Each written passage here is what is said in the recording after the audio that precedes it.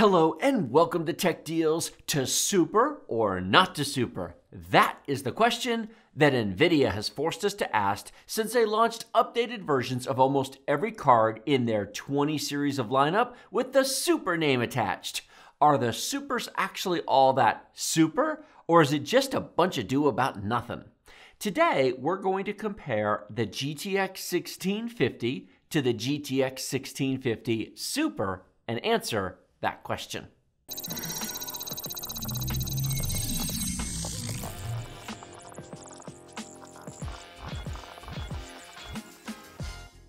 Today's video is brought to you by BackBlaze, the leader in online backup services. Get a free 2-week trial, no credit card required, using our link in the video description below. More details after the video. Recently, we published a review of the GTX 1650 Super's performance, and we talked about the graphics card specs and numbers in great detail. Now, I'm not going to repeat all of that again here. Rather, I'll link to that video in the video description below. Go watch that if you haven't seen it. Having said that, a quick refresher for anyone who did see it and forgot, or who doesn't want to click on another video, the GTX 1650 Super uses the same TU116 chip as the full line of 1660 cards, cut down to 1280 cores from the 1408 found on the 1660. A standard GTX 1650 has 896 cores, so the Super version is actually closer to the 1660 in terms of the chip itself. The other big change from a standard 1650 is the use of GDDR6, which gives the 1650 Super the same memory bandwidth as a vanilla 1660. The limitation here is that the Super still only has 4 GB of VRAM, which will be limiting at higher detail settings on brand new AAA games. Today, I'm using our standard GPU test bench that we test all of our video cards on. It features the Intel Core i9-10900K at 5 GHz on all cores, 32 GB of DDR4 4000 CL19 RAM, a Corsair H115i Pro 360mm liquid cooler, a Gigabyte Z490 Aorus Master motherboard, a 500 GB Samsung 970 EVO boot drive, and a 2TB ADATA SX 8100 NVMe game drive that stores all of our games. Please consider showing your support by using the links in the video description below to Amazon, Newegg, and eBay. Those are affiliate links, and using them supports the channel no matter what you end up buying at no cost to you. If you love our content, clicking them before purchase is an awesome way to show support. Today, I've got 17 games benchmarked to show you on these two cards. Here is the list of games we have tested. Now, I won't be reading off every performance number or showing you tons of footage from every game, or this video would take forever. Instead, I want to highlight a few games, and we'll show you the results on a series of benchmark charts in just a minute. Our first game today is also one of my favorites, The Division 2. Now let me remind you that we're comparing live gameplay here, so you can't pause this and compare each card frame by frame, at least in The Division 2. However, you can compare the final results, since both runs were performed on an exact same mission in the game. So I repeated the exact mission in the same load instanced area, and that is important for these comparisons. Now the difference here is dramatic. Not just a few frames per second faster here, a bit more there. The Super is up to 50% faster in places, with an average difference of 47%. The extra CUDA cores alone cannot account for this difference. What you're seeing here is also the benefit of 50% faster VRAM on the Super versus the non-Super. Next, we have Overwatch, a very popular esports game, and if we're being honest, a game more suited to these graphics cards versus new AAA games. Performance is excellent on both cards. However, if you have a 1080p 144Hz monitor, clearly you'd be better off with the Super, as it runs above 144 frames per second more often, and it holds almost 120 frames per second 99% of the time. Now, the difference here is slightly lower than the Division 2, with a 41% performance difference between the two cards. It's a shame all the Supers don't have this much power in them. This one really is a huge upgrade over the non-Super version. Moving on to another AAA game that probably wasn't designed to run on either one of these cards, but does so amazingly well. We have Ghost Recon Breakpoint. This game, like The Division 2, has built-in benchmarks. However, I feel that live gameplay better shows what you can really expect when playing the game. The difference in performance here shrinks a bit. It is 38% faster on the Super card. However, both are playable at 1080p medium detail. The Super maintained over 60 frames per second more than 99% of the time, while the non-Super fell to a 1% low of 50, which is still pretty good, but 68 is much better. Grand Theft Auto 5 is not a new game. However, it is still very popular, and these are the sorts of cards that can still be challenged by this game. This is also a game that runs well on older CPUs, so an upgrade from a GTX 750 Ti to a GTX 1650 Super will provide a very noticeable bump in performance on such older systems. The Super card is 37% faster than the non-Super card, which is enough to be noticed. Now keep in mind that this is the story mode, which runs faster than GTA 5 Online, but I test this way because it's more repeatable and lets me use the same save game file starting in the same spot over and over. Expect lower performance online. Either turn down the detail or just get the Super card, or both.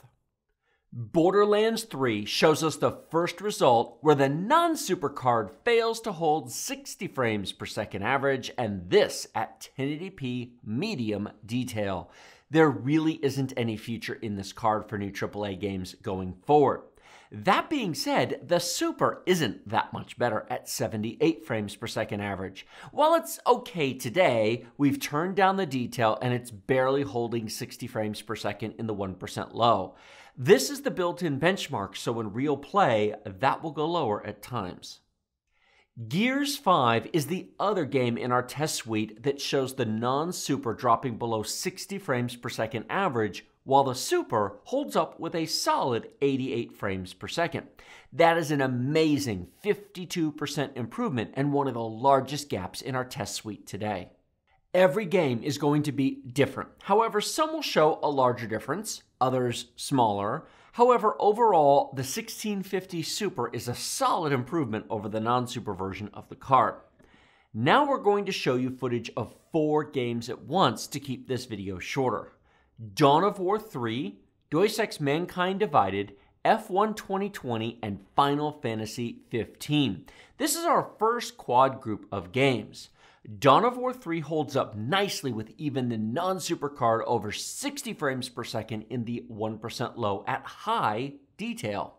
Mankind Divided is just one of those games that doesn't run well unless you give it all the GPU. Here we have 65 frames per second average on the non-Super.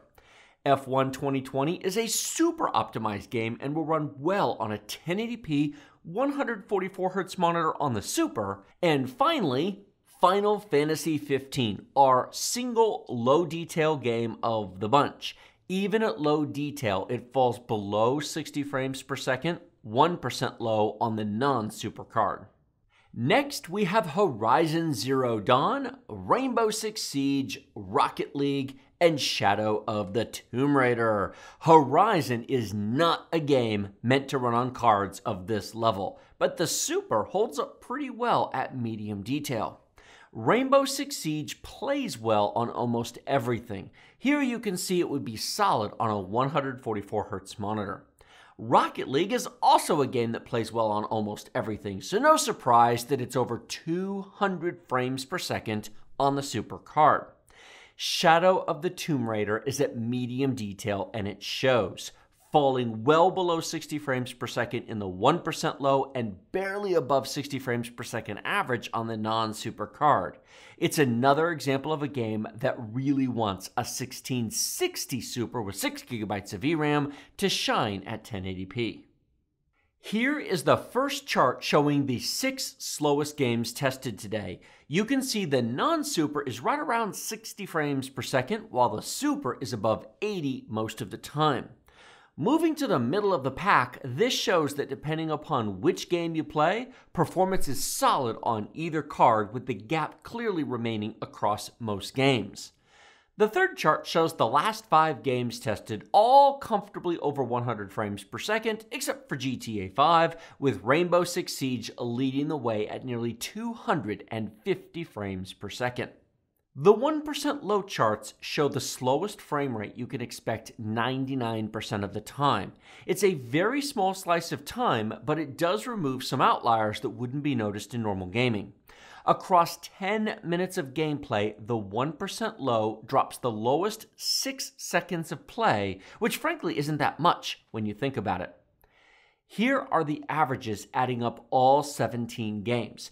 The non-super averaged 92 frames per second, while the super was at 123. The difference doesn't matter much if you have a 1080p 60Hz monitor. However, if you'd like some breathing room on your video card, that higher frames per second will last longer on the super. The 1% low is rather interesting. The super had an average 1% low almost exactly the same as the average frame rate on the non-super. Let me say that one more time. The 1650 Super had a 1% low that was almost exactly the same as the average frame rate on the non-super card. You will not find that on any other super, non-super comparison. More than anything else, that should tell you how much the super really is worth it. This is the percentage difference between the two cards averaged across all the games. About 35% more performance is on tap for the super card versus the non-super, which is a solid improvement considering how close in price these cards are. When this video was filmed, the super was only $10 more expensive than the non-super. This is a complete no-brainer. If you need a budget gaming graphics card and these are the two options, it's the super all day long. The final chart to show you is the dollar cost per frame per second, where we take the current retail price in the United States for these cards and we divide them by the average frames per second. As you can tell here, there's no contest. The super is crushing the non-super card in terms of value. You get a lot more frames per second, which means conversely, you pay less per frame on the super card versus the non-super. I feel the need to point out that these cards are really for the ultra budget end of the market. For not that much more, you can get a GTX 1660 Super, which has more performance, 50% more memory bandwidth, and 50% more VRAM, providing the ability to run with higher texture details and allowing for some future games. All things considered, if you could get the 1650 Super for $50 less than the 1660 Super, it's worth considering for a budget gaming card if your needs are modest. Otherwise, get the 1660 Super. Skip the non-super unless it's just crazy cheap. BackBlaze is the leader in online backup services. Back up everything on your computer, including external USB hard drives, for just $6 per month with no limits. No file size limits, no backup size limits, no throttling, and multi-threaded upload support. Multiple security options, including two-factor authentication and private encryption keys, are available. Rapid restore with file downloads, plus the option to have your data shipped to you via USB hard drive. File version support keeps multiple copies of files as you change them to allow recovery of older files or accidentally deleted files, with the option to keep locally deleted files in your backup forever. Sign up for a free 2-week trial using our link in the video description below. No credit card is required. Give it a try to test your backup speed. Do a test restore to make sure you're happy with it before paying anything. We have been paying customers of BackBlaze for 9 years, long before we had a YouTube channel, and we highly recommend it. Thank you all so much for watching this entire video. 2 gold stars for all of you. Like this video if you like it. Share it with your friends if you love it. Remember to subscribe to the channel with that big, huge red button directly below. Be sure to hit that bell notification icon to be notified when videos actually come out. Hit the join button to support the channel directly and get a whole bunch of other cool goodies and benefits for supporting. Links in the video description below. Amazon, Newegg, and eBay supports the channel. Comment section below. Let me know what you think of this. Let me know what future video cards you'd like to test, besides obviously the upcoming 30 series in Big Navi. But if you'd like to see any other comparisons like this on any other current cards available on the market, I am all ears, and I look forward to hearing what you have to say. Thank you all so much for watching this. I will see all of you next time.